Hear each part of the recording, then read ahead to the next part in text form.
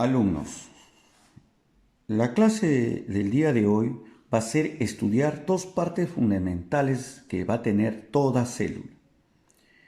Una de ellas es la cubierta celular y otra es la membrana celular. La cubierta celular, recuerden muy bien, es la zona periférica externa de la membrana celular. Para que se ubique en este esquema que lo he hecho para su mejor comprensión, esta es la parte externa de la célula, región externa, y esta es la región interna de la célula, en la cual va a estar delimitado por la membrana celular. Repito entonces, para su mejor conocimiento, la cubierta celular es la zona periférica externa de la membrana celular. Y a la vez, hay dos tipos de cubierta celular según la célula del ser vivo. Por ejemplo, la cubierta celular de los protozoos y de la célula animal se llama glucocáliz. ¿Y qué viene a ser el glucocáliz? Viene a ser la porción externa, toda esta porción externa de oligosacáridos, que quiere decir cadenas cortas de glucosas, que van a estar insertados o pegados o unidos a la membrana celular con los lípidos. ¿Cuál es la función? La primera de ellas es receptor molecular. Si acá hay una molécula que quiere ingresar, la célula la necesita, esta la va a traer y va a mandar órdenes hacia la parte interna de la célula. Otra función es la adhesión celular, o sea, esto de acá funciona como pega-pega de las telas que existen, hablando metafóricamente, para unirse a otra célula. Ahora bien, el otro tipo de cubierta celular que existe en las células de las bacterias, de los hongos, algas y vegetales se llama la pared celular, que va a ser una proyección externa, pero de polisacáridos, ¿qué quiere decir? Cadenas largas de glucosas que vamos a estudiar. ¿Cuál es la función importante? Protección a la presión osmótica de estas células. Pero esta pared celular, como ejemplo, he dado de una célula vegetal, porque es la más común y típica. Cuando la célula vegetal nace después del proceso llamado mitosis, nace con su membrana y una lámina media muy dura que va a estar de pectato de calcio y magnesio, que son dos tipos de sales. Todo esto está vacío, que con el crecimiento y desarrollo de la célula vegetal se va a llenar de polisacáridos. ¿Y cómo así? A través de un paso continuo de glucosas producidas por la célula vegetal que pasan a través de estas proteínas que hemos estudiado y se llaman permeasas, y se van a estar acumulando continuamente.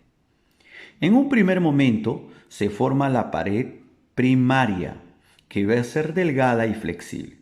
Las glucosas pasan acá y forman cadenas cortas de hemicelulosa, que está acá. También va a haber la presencia de pectina, que es una proteína pequeña. Una vez que se llenó la pared primaria, la célula va a seguir pasando glucosas para formar la pared secundaria. Como ustedes ven, es más gruesa y por lo tanto va a ser más rígida. ¿Por qué razón? Porque acá se va a formar la celulosa, que son dos cadenas paralelas de glucosas, pero van a ser bien largas. También va a haber la presencia de hemicelulosa y también la presencia, pero de poca pectina. Una vez que la célula vegetal ya no va a tener más espacio para acumular las glucosas, entonces la pared celular comienza a formar una tercera pared, que le he puesto de color negro, que significa muerte. ¿Pero por qué razón? Por la siguiente, que una vez que ya la célula ya no tiene más espacio, como vuelvo a repetir, entonces desde la lámina media, la célula vegetal va a comenzar a producir una proteína muy fuerte llamada lignina, pero en dirección de la lámina media hacia la membrana, estrangulando así a la célula vegetal y matándola. Es por esa razón que los vegetales van a tener tejidos de células muertas adultas. Y así se formó la pared celular. vegetal. Una vez estudiado la cubierta celular, que hay dos tipos, glucocálice o pared celular, según el tipo de células, vamos a pasar a estudiar la membrana celular, que es muy importante también. Como ustedes pueden apreciar, tiene el modelo de mosaico fluido, que fue descubierto por Singer y Nicholson en 1972, y por esta razón ganaron el premio Nobel. ¿Ya? ¿Y qué viene a ser la membrana celular? Es una delgada capa bilipídica de forma fluida de fosfolípidos, ¿ya? Donde van a estar insertadas las proteínas. ¿Y cuáles son las funciones? Primero, va a tener una permeabilidad selectiva. ¿Qué quiere decir? Que va a controlar el paso de moléculas, como en este caso, miren, acá estaba la glucosa, va a permitir el paso de moléculas de la parte interna hacia externa o viceversa, según la necesidad de la célula, a través de dos tipos de transporte. Transporte pasivo o difusión, en la cual no se requiere energía, porque va a pasar a favor de la gradiente, o sea, de mayor a menor concentración. Y otro tipo de transporte que va a ser activo, que va a ser gasto de energía. ¿Por qué? Porque va a ir en contra de la gradiente, o sea, en contra de mayor concentración, que lo vamos a estudiar luego en la siguiente clase. Ahora, la segunda función es receptor y transmisor de señales. ¿Qué significa esto? Así como, por ejemplo, las hormonas y otras sustancias son identificadas en la membrana celular para luego transmitirlas hacia el interior. Supongamos que acá en esta región necesita agua la célula. Ya ha bajado sus niveles de agua, entonces la célula a través de la membrana va a captar la presencia del agua en la parte externa y la va a poder transmitir, como acá en este caso, en este esquema, hacia adentro. ¿Ya? Tercera función, reconocimiento específico. ¿Qué significa? No vayan a pensar que este dibujo, este esquema que he hecho, está presente de igual forma en toda célula. No es así. Cada célula tiene diferente distribución de lípidos y proteínas en su membrana. Un ejemplo en este esquema. Este es una membrana celular animal y este es un esquema de una membrana celular vegetal. Es más, dentro de las células animales hay diferentes tipos de membranas. Por ejemplo, la membrana de los glóbulos rojos es diferente inclusive a la membrana de los glóbulos blancos y es más, inclusive de las plaquetas. ¿Ven? Ahí está un ejemplo clásico. Cuarta función, delimitar los compartimientos intracelulares. ¿Qué quiere decir? Los compartimientos intracelulares. Significa, alumnos, que va a delimitar el medio interno con el medio exterior. Quinta función, es importante la membrana celular para la división y desarrollo celular. O sea que va a participar mucho en la mitosis. Ahora, pasamos a estudiar qué componentes tiene la membrana celular. Veamos. El primer componente que va a ser más importante por tener mucha abundancia en la membrana celular son estas moléculas que están acá de color azul y amarillo y que son los fosfolípidos. Los fosfolípidos forman la bicapa, o sea, doble capa, ¿ya? Lipídica de la membrana celular. Por lo tanto, va a ser la más abundante. Y tienen una característica química especial fundamental para las membranas celulares. Son moléculas anfipáticas.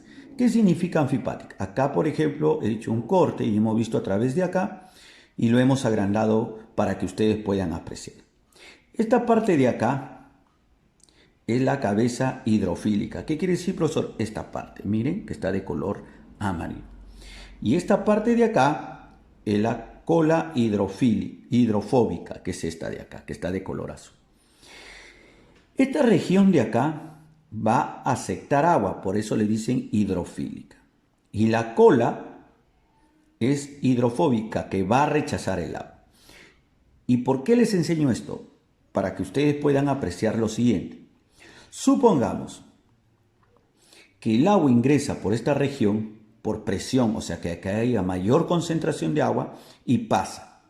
Entonces, si el agua se queda retenida aquí, la membrana va a colapsar por la presión interna y se va a romper. Por lo tanto, la célula va a morir.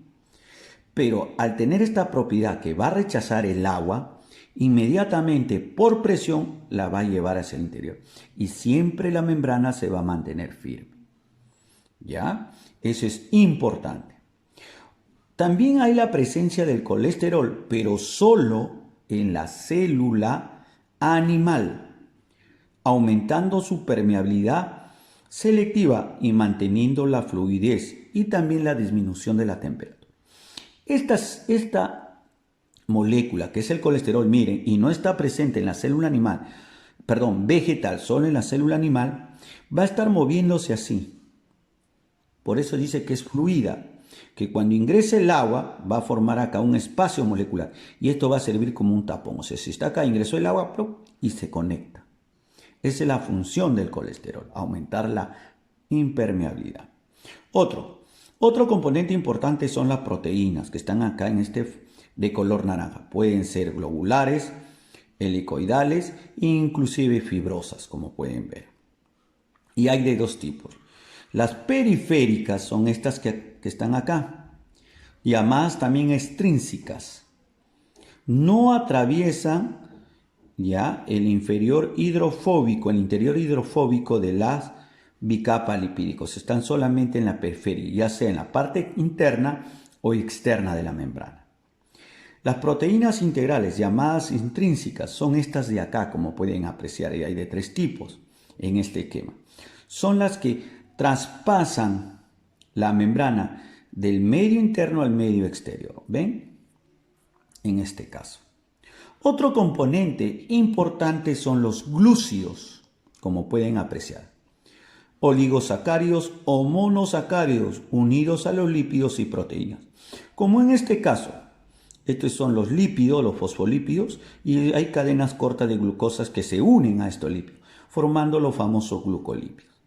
También las glucosas se pueden unir a las proteínas, llamándolos glucoproteínas. Y básicamente estos forman el glucocáliz de la célula animal como la célula de los protozoos.